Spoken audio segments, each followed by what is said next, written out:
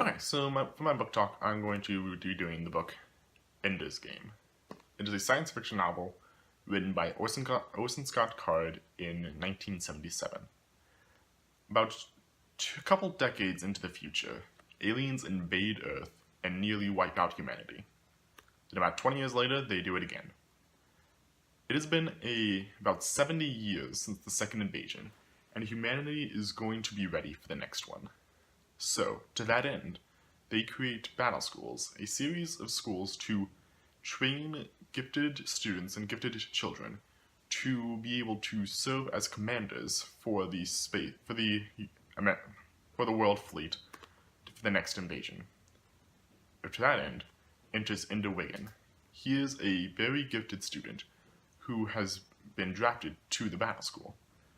The story of Ender's Game is him working his way through the school and having him go and be a part of the school, and shows his training process from a new recruit all the way to a commander of a fleet.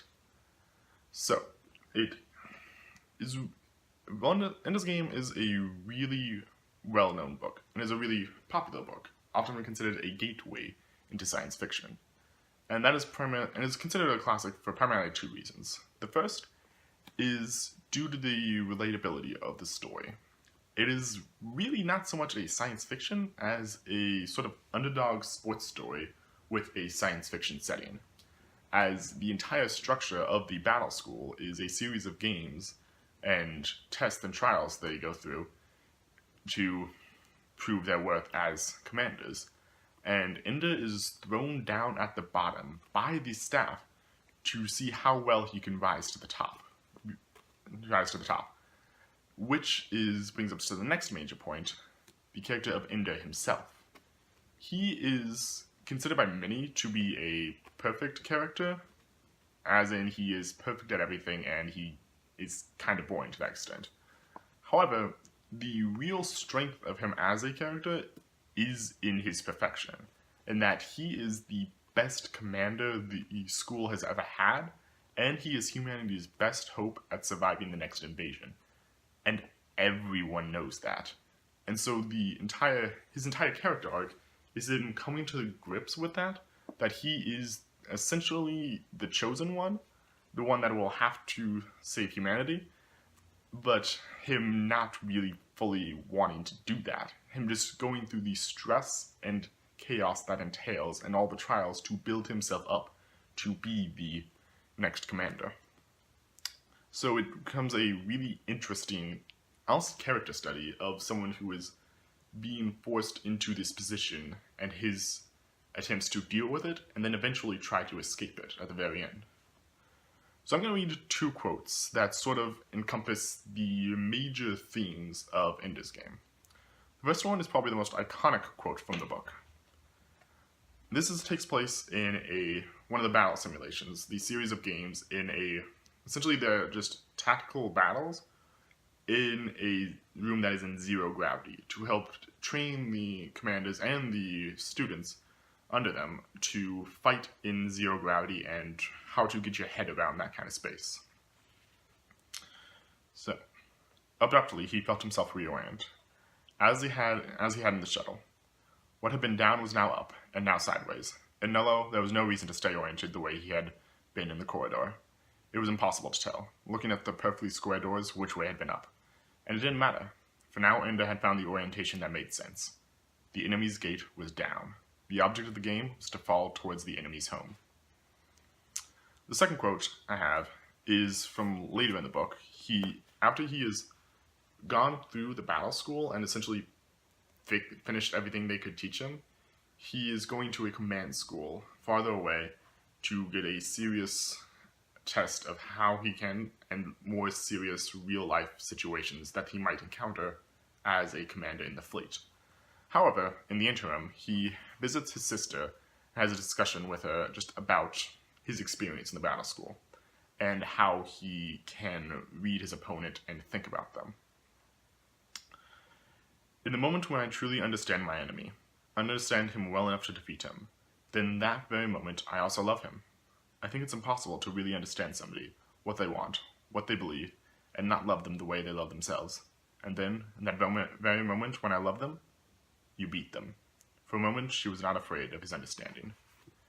These two quotes sort of come at the duality of the major themes of the book, and its sequel, Speak for the Dead. Essentially, the idea that people can connect with the other people and think how other people think. The entire conflict with the alien race was due to simply the fact that they have such completely different mindsets from each other that they could not comprehend how the other person thought. What was just inconsequential and nothing to worry about to one race was completely horrifying to another. And so just the conflict that reads from the different mindsets that people and species can have is a major problem. However, Ender is one of the few people that can understand both of them fairly well. And so he is the one that can actually defeat the buggers should they invade again. And he is potentially the one who could save them and humanity from destroying each other. So I would recommend this book to pretty much anyone. It deals with a kid and his growth into a young adult and then adult. And so and with the time it spends in the school setting and the essentially social conflicts there, it is very relatable to most children. I mean, I first read this in high school and I really enjoyed it. Partially for that, but it is a great story on its own. And in general, I think it does deal some more mature themes such as alien invasion, death, potential genocide of species, whatever. But I think that most people could handle that kind of thing, especially with the sort of removed nature it takes from it. In terms of audience and genre-wise, I think for most people who enjoy science fiction, they've probably already read the book, let's be honest, because it's considered a gateway. But for most people who haven't read science fiction or are not familiar with it, I would definitely recommend this. This is probably I have a short list of recommend books, and this is definitely on it, because it is just a good book to get the idea of science fiction, and it shows it in a very relatable way, as you can very well have sympathy for Ender and his struggle as he just knows he's better than everyone else, but everyone hates him for that. It's a very good gateway book into science fiction for both the interesting plot and the relatable character.